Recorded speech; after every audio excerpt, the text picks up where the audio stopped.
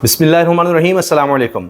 हमारा दुश्मन बुज़दिल तो है ही, जो निहत्ते मासूम बच्चों, औरतों, शहरियों को निशाना बनाता है, मगर साथ मक्कार भी है, धोखेबाज भी है। आप देखिए कि ये सारा भांडा न्यूयॉर्क टाइम्स ने फोड़ दिया है और ख़ुद उनके अपने चैनल क्या बता रहे हैं। हामिद मीर साहब लिखते हैं, ये इंडिया टुडे की खबर, बल्कि वीडियो भी मौजूद है उस पर। हामिद मीर पाकिस्तान के सबसे नामवर सहाफ़ी लिखते हैं, is India playing a double game? क्या भारत दो नंबरी कर रहा है, यानी धोखा दे रहा है, डबल गेम कर रहा है?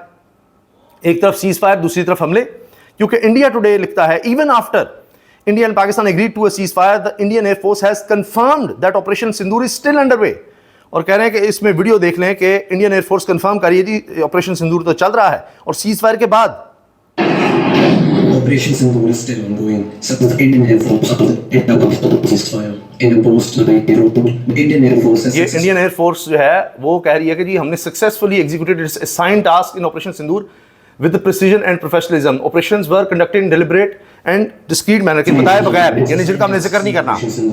precision and professionalism. Operations were conducted in a deliberate and discreet manner, aligned with national objectives. The IF's revelation comes only after the wars came to the world and peace deal. कह रहे हैं कि ये Indian air force की statement उसके बाद आ रही है जब अमेरिका ने दोनों के दरमियान सीज फायर करवाया, उसके बाद ये स्टेटमेंट आई है।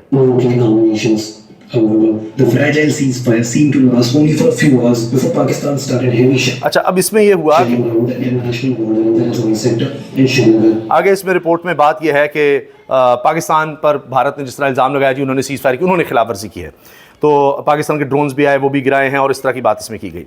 मगर सिर्फ ये नहीं कि चलें भारत अपने लोगों को खुश करने के लिए कर रहा होगा, क्योंकि उसको बहुत मार पड़ी है, बहुत मार पड़ी है।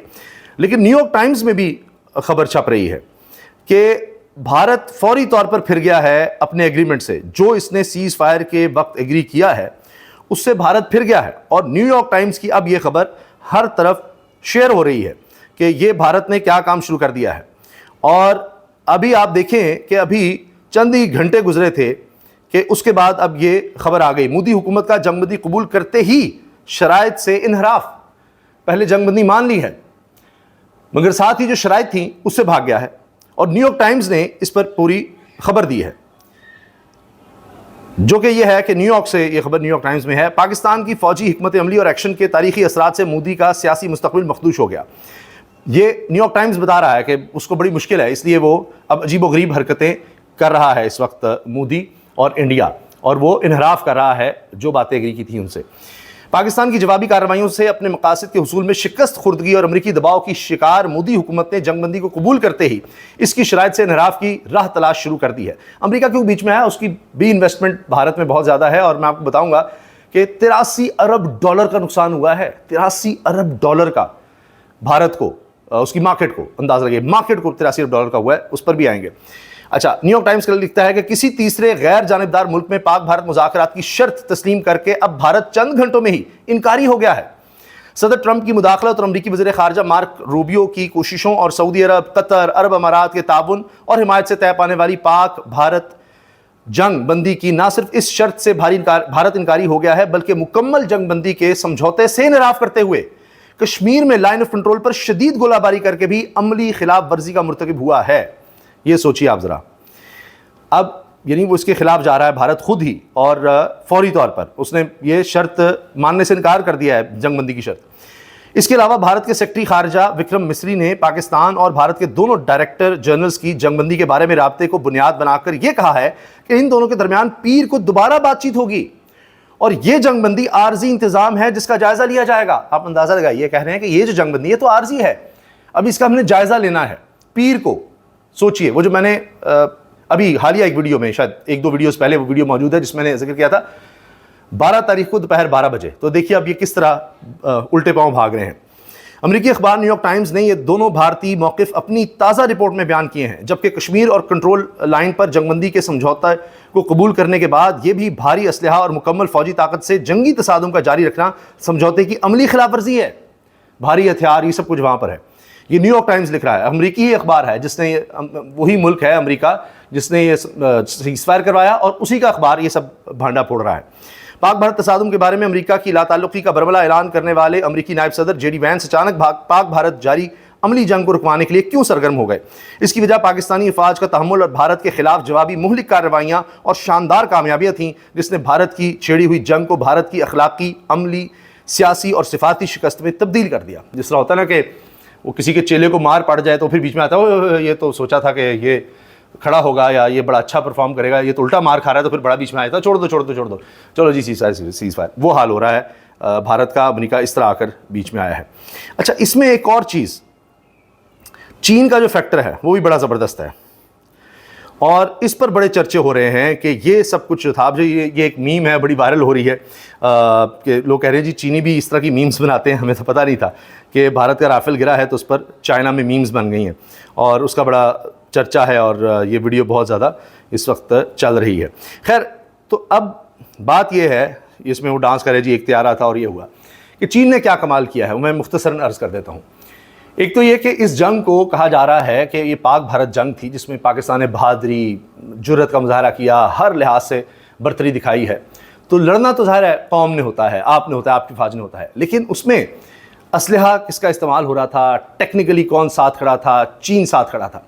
अब यहाँ पर JF-17 थंडर, पाक चीन दोस्ती की मिसाल, दोनों ने मिलकर बनाया, चीन के ताउन से पाकिस्तान ने बनाया। फिर J-10C जो चाइना से ख़रीदा गया, PL-15 मिज़ाइल जिससे राफेल को निशाना बनाया गया, वो चीन से मिज़ाइल पाकिस्तान ने लिया है, जो लेटेस्ट समझा जाता है। तो अब मुकाबला था इस, यानी चाइना की टेक्नोलॉजी वर्सेस वेस्ट की टेक्नोलॉजी, ये था असल पीछे जो असलहा इस्तेमाल हो रहा था। असलहे की मैं बात कर रहा हूँ।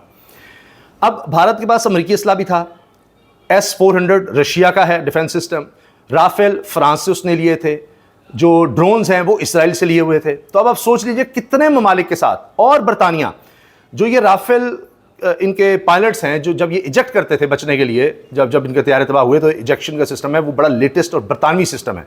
यानी तैयारे फ्रांसीसी हैं लेकिन वो इजेक्ट करने का सिस्टम वो बरतानवी है। तो उसके ज़रिए इन्होंने जानें बचाई।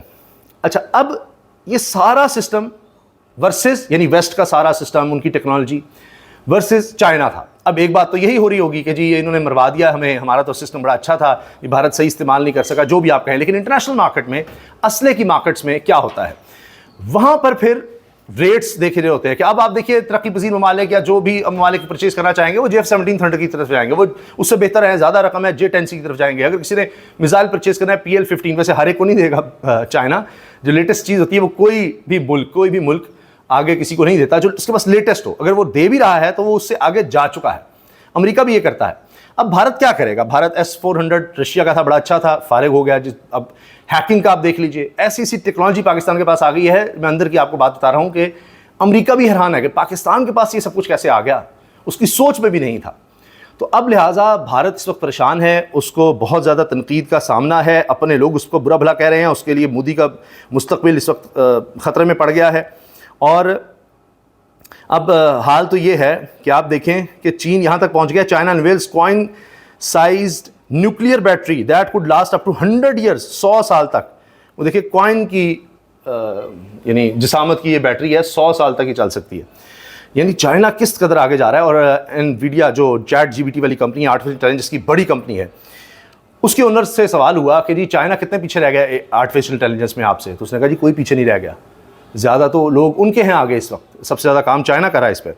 तो अब भारत का नुकसान देखिए, पाकिस्तान के मुंह तोड़ जवाब से भारतीय मीशत भी लरज़ उठी। भारत को सिर्फ एक दिन में $83 अरब का नुकसान, एक दिन में। स्टॉक मार्केट के 13 बड़े शोबों में 12 शदीद मंदी का शिकार। मोदी पॉलिसी से नाला मुल्की और गैर मुल्की सरमाकारों ने हाथ खींच लिया। भारत में एक हफ्ते में जो उनका हाल हुआ जी वो ये है कि मार्केट में 1.3% की तनज़्ज़ुली रिकॉर्ड।